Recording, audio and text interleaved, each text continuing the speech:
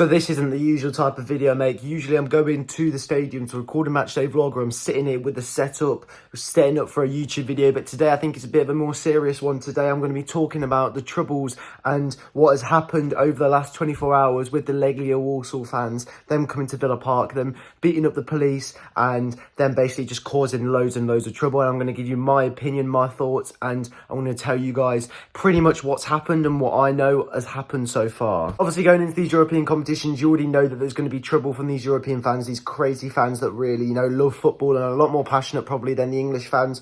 But however, Villa have already experienced two sets of fans come to Villa Park. The Bosnia fans that were setting off flares and being a bit troublesome, but they weren't too bad. There was no violence and there's no kicking off. The AZ fans, I think, from what I've heard, were completely fine. However, these Walsall fans have came to Villa Park and they've caused some trouble, haven't they? During the game, I walk up to the steps and I'm looking at the away end and I'm thinking, it's 5 minutes till kickoff. Where the hell are all the Walsall fans? And it turns out from the people around me when I was asking, basically they said there's been some trouble and some police have been beat up and they're going to let the fans in at half time or something like that. However, these fans weren't allowed in at all during the game and there was no Walsall fans at all. So from what I've heard, what's happened is that the Walsall fans rocked up about 2 hours before kickoff, and there's loads of photos and videos of fans throwing these proper flares at the police, beating up the police, trying to cause trouble before the game, and ultimately I think it's 3 police officers are injured in hospital due to these fans and due to the police trying to separate the Walsall fans and get into the Villa fans. This then meant that the police were having zero tolerance at all.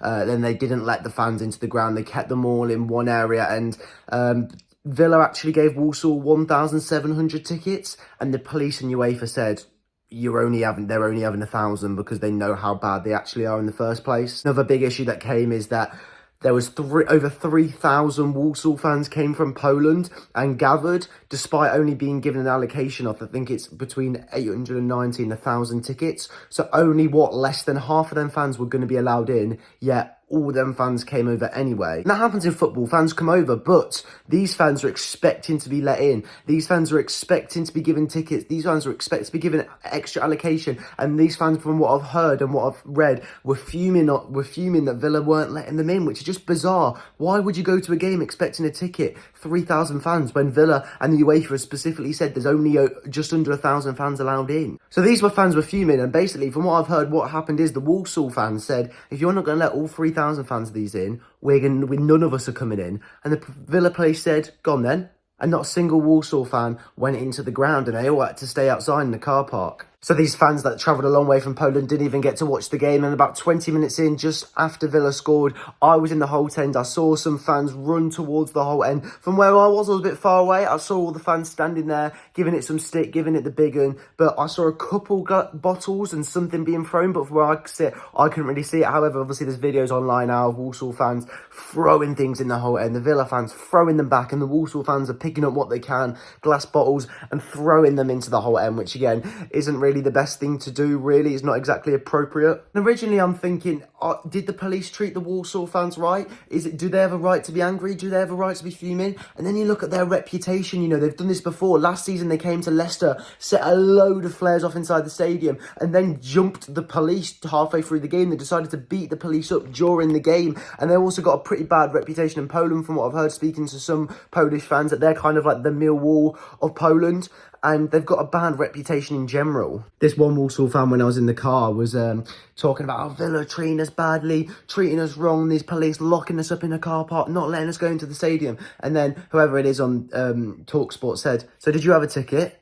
And the guy went, no. And then he said, so why were you here? And he went, because I want to be let in. So there's just these fans, these massive fans that are fuming because they're not allowed in, despite them being told that there's only going to be, I think it's like 890,000 fans allowed in the first place. So why expect to come in and why cause a trouble when you're not going to get let in? I expect the flares, I expect the smoke bombs, but when you're launching them at people, when you're launching them at police officers, for me, it's not right. I think when the Bosnia fans are at Villa Park, I think there's a little bit dangerous doing it in the stadium. However, it was all right. I don't think anyone got hurt, and it was quite cool, to be honest.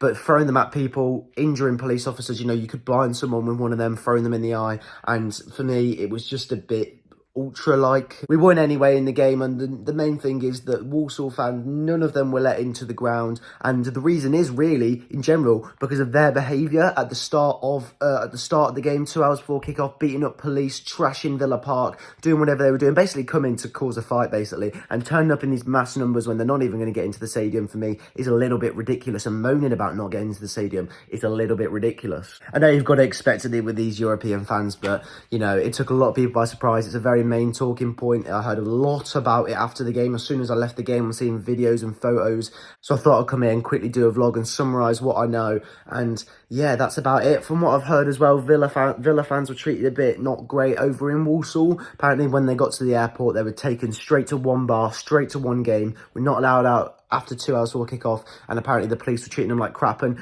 to be fair, there was no trouble, so maybe that worked. But here, I think the Villa police and the Villa people, whatever, we're going to give the Walsall fans a chance, and they pretty much just ruined it. So check out my vlog if you haven't already from yesterday, the Walsall vlog. If you guys enjoyed, subscribe, like, share this video around so people kind of know what's happening. But there we go, that's the main sum up. Loads of fans came down expecting to get in. They weren't allowed in. They kicked off. They were throwing things, injuring police. They came to the whole end, started throwing things into the thing, and that was about it. So there we go, and yeah, see you guys soon.